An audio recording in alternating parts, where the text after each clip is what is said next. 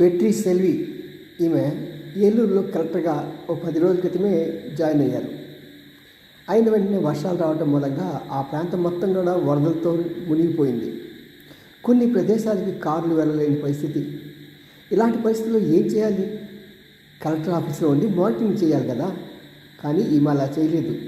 ఒక motor bike వెనకాల కూర్చొని ఎక్కడెక్కడ ఏ ప్రాంతాల్లో ఎలాగెలాగ ఉన్నాయో అన్నీ చూసుకుని దానికి వారికి కావాల్సిన సహాయ సహకారాలు అందించడమే కాకుండా ఒక ప్రాంతంలో కొంతమంది చిక్కుకుపోతే వెంటనే హెలికాప్టర్కి ఆర్డర్ ఇచ్చి సందేశాలు పంపించి ఆ హెలికాప్టర్ ద్వారా అక్కడ ఉన్న వారిని రక్షించింది.